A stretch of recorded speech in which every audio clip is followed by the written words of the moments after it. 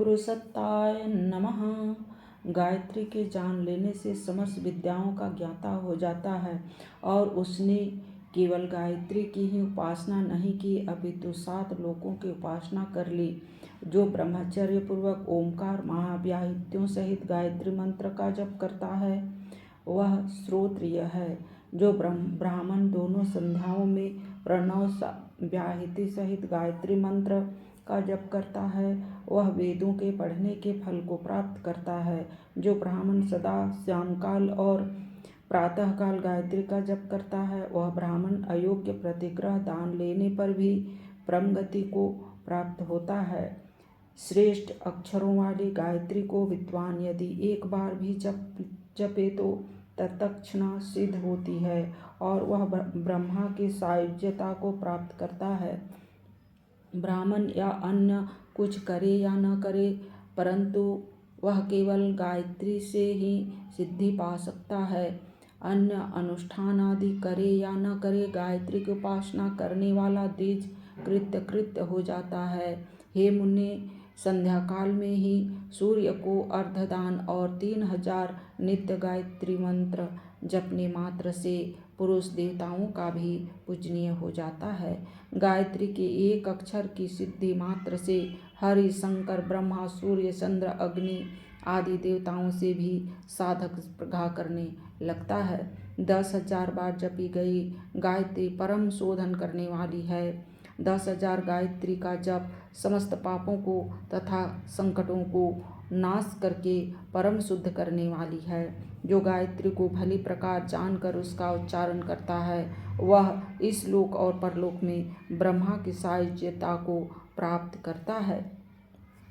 गायत्री साधना से मुमुक्षुओं को मोक्ष मिलेगा, श्रीकामियों को संपत्ति प्राप्त होगी, योदेक्षुओं को विजय तथा व्याधिग्रस्त को निरोगता प्राप्त होगी, वशीकरण करने वालों को वशीकरण होंगे, वेदार्थियों को विद्या, दरिद्रों को धन, पापियों के पाप की शांति हो जाती है, शास्त्रार्थियों को शास्त्र विजय, कवियों को काव्य लाभ, भूखों को अन्न तथा स्वर्गेक्षुकों को स्वर्ग, पशु इच्छुकों को पशु, पुत्रार्थियों को पुत्र, कलेशियों को शोक शांति, शस्त्र भय वालों को अभय मिलता है।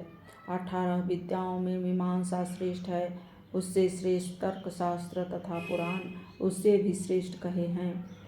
धर्मशास्त्र उनसे भी श्रेष्ठ है तथा हे राजन उनसे भी श्रेष्ठ श्रुतियाँ कही गई है। उन श्रुतियों से भी श्रेष्ठ उपनिषद है और उपनिषदों से भी गरियसी गायत्री कही गई हैं। जो इंद्रिय जित ब्राह्मण इस गायत्री की उपासना करते हैं हे पार्थिव वे अवश्य ही सूर्यलोक को प्राप्त होते हैं तथा क्रमशः मुक्ति को भी प्राप्त करते हैं। 4 वेदों की सारभूत गायत्री को विधि सहित जानने वाला ब्राह्मण श्रेष्ठ है।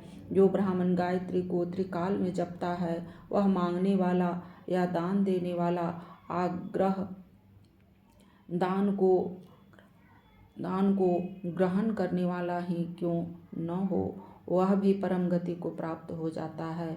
जो ब्राह्मण प्रातः उठकर गायत्री का जप करता है वह जल में कमल पत्र की भांति पापग्रस्त नहीं होता। गायत्री का अर्थ ब्रह्म सूत्र है, गायत्री का निर्णय महाभारत है, गायत्री का अर्थ वेदों में हुआ है।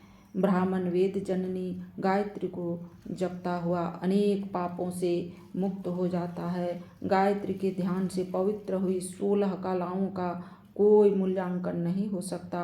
इस प्रकार वह पाप युक्त के पापों को शीघ्र ही दहन कर देती है। अनुसार दोनों संध्या काल में ध्यान करना चाहिए। गान करने वाले का यह त्राण करती है इसलिए इसे गायत्री कहा है। हे मारीच, गान करने वाले का त्राण करती है इसी हेतु मैंने इसे गायत्री कहा है। बुद्धिमानों में श्रेष्ठ अपने नित्य नियमित सभी कार्यों को करते हुए व्याहृतियों के सहित तथा प्रणव के उच्चारण सहित गायत्री को जो पुरुष सदा जपते हैं उनको कहीं भी भय नहीं है।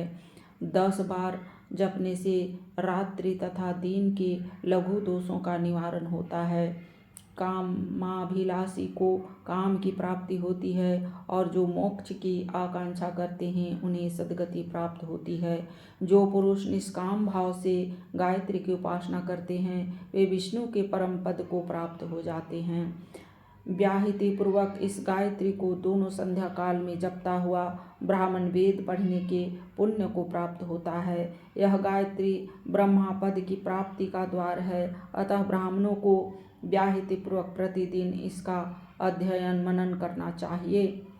जो इस गायत्री को तंद्रा रहित आलस्य को छोड़कर 3 वर्ष तक नियमित रूप से जपता है वह ब्रह्मा को निस्संदेह उपलब्ध हो जाता है। इसमें संदेह नहीं करना चाहिए कि सब पापों का शीघ्र ही निवारण हो जाता है। 100 बार जप करने पर यह गायत्री पापों के समूह का विनाश कर देती है। विधि पूर्वक नियत ध्यान करने पर परम पद की प्राप्ति होती है। जिस किसी भी प्रकार जपी हुई गायत्री पापों का विनाश करती है। भिन्न भिन्न कार्यों के उद्देश्य से किया हुआ जप भी अभीष्टों की सिद्धि कर देता है।